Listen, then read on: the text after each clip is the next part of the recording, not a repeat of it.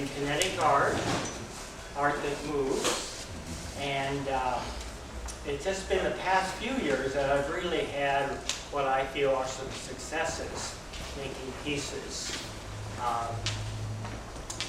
And in a way, there aren't too many great kinetic artists. Everybody knows of Calder and his mobiles that hang and move maybe in the wind. And I might just mention there's another artist whose work I like, George Ritchie.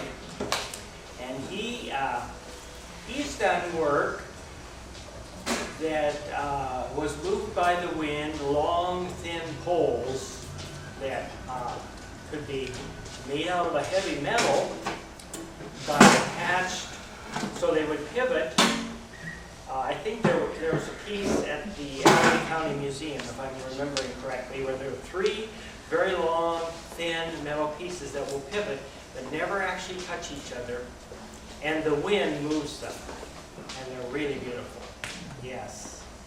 My work, as of maybe the past 10, 12 years, has been making these kinetic, making these structures that would hold oil, motor oil. This is a piece from 6, 7 years ago. And this is motor oil in here, and it's a combination of engine oil, Pennzoil, and transmission fluid. The simple idea of a yellow and a red making an orange. So, but the main point I'd make about a piece like this is that it had a pump that was in the base, was hidden, and caused the oil to move up, and then as the pump was pumping, the oil would move up. Each one of these little chambers was connected to the next one with little holes that were filed along the bottom there. And that was true up here and up here and up here. That's also true of these pieces here. With the little holes that connect all those 7 chambers that you see there. And so the pump is on and moving the oil up, kind of counteracting gravity, and then the pump shuts off, and the oil, of course, drains back down. In fact, this kind of triangular shape thrusting up would become a V shape going back down. And they had stands. Actually, this is a stand that they might have been placed on. So I feel pretty good about these pieces. I mean, I feel that they were pretty original. As far as I know, other people aren't really doing things where oil is pumped up and makes shapes, and then it drops back down and makes other shapes.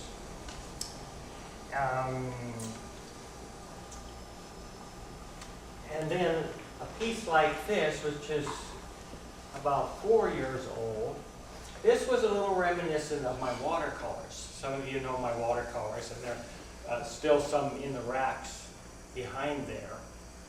And not so much those watercolors, but maybe a little bit my prints, where you had both an area, a solid shape, a 2-dimensional shape, which could have been a flower or a leaf or something, and then connected with various stems and vines, a linear element, which certainly these pieces of tubing are.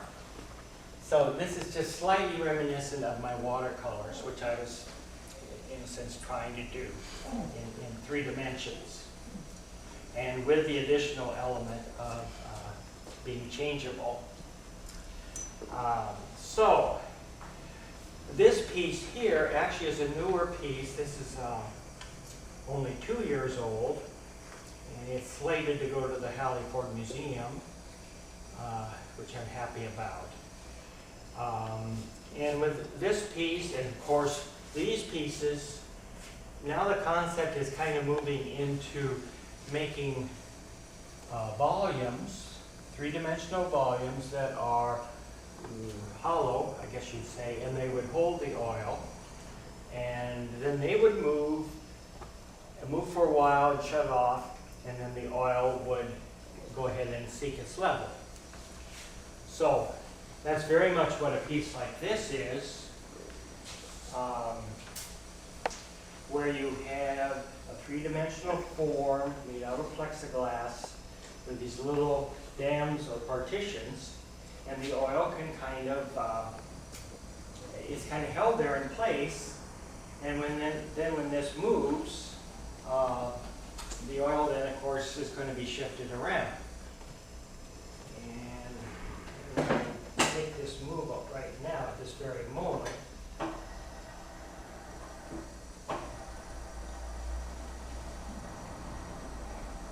But I think you can see it there.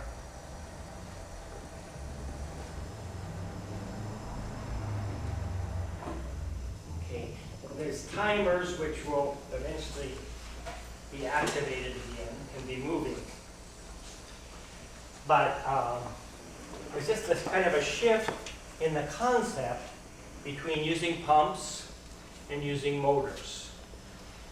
And the motors, for the most part, are slow speed, like 1 RPM, let's see, maybe 3 or 4 RPMs a minute. But then they're also geared down by gears that I've made to be to be slower than that, less than 1 RPM a minute. So the motors, very much apart, but the motors are usually hidden. And I particularly like to do something like I've done on the back wall, where the motors are on the other side of the wall. So you don't see them, you don't really know they're there. You might wonder, well, what's making that piece rotate around? Kind of mysterious. And yeah, I like doing that. That particular piece has 2 motors, and it has a timer which switches the electricity back and forth between going from one to the other. So you can see right now the green one is moving, and the oil in it is shifting around some. And then in a minute or so it'll stop, and the red one will be moving. And you get some interesting juxtapositions of their forms, and some kind of overlap. Of course, they're constructed so they won't actually hit each other. One will go behind the other one. I particularly like it right now when the green is dropping down there and sits behind the red. I love photographing these too with still photos, and then picking out the views that I like, because there's just multiple views. There's many possibilities. In fact, the cover of the Pata and the cards I've got up there are a particular view of that piece, which I was happy with. It's just one out of many configurations. So the idea that the motors are hidden in this piece, the motor's in the stand. In this piece, there are 3 motors, 3 little motors, which are hidden behind the wall. This one is behind the wall. These have little teeny DC motors right in here, which are really require some very careful work to get them to fit in there and be kind of held there nice and solid in place. And I enjoy doing this piece too, making use of our diagonal wall here in the space. And kind of interposing my motor on the kitchen area in there. My motor and my timers. No one said they didn't mind me doing that. So, a big part of my ideas too are that the pieces move and take a position, and then the timer shuts the motor off. And the motor might be off quite a while, like several minutes, maybe 10, 15 minutes. And the configuration that you've got here is hopefully very interesting. Yeah, is kind of to be enjoyed just as it is, as a stationary piece. And then it'll move again and stop, and then that position hopefully is also a pleasing arrangement. This one, the motor is here. You can see it up there if you really look at it. And then also this one, I call it suspended elements tilted shaft. And you can see the large bolt that's the shaft is not vertical, but it's tilted to the vertical. And so the motion, of course, is kind of around and around, but it's also up and down. Because the different, this is raised and then lowered as this piece swings around. So one of my latest ideas was that I would have these nice brass rods, and I would make these forms with and solder a piece of tubing, a brass tubing that would just fit nicely the next size up on the rod and slide back and forth. And just by polishing, getting a nice polish on the brass rod, it would slide nicely without any oil or anything. And for the most part, it's worked. This one tends to get stuck a little bit, and so it's kind of, these all have a life of their own, a mind of their own too. So sometimes they do what I thought they would do. Other times they're just a little. But it's kind of fun to, to play with them and try to get them to do what you want them to do, or be happy with what they do on their own. So,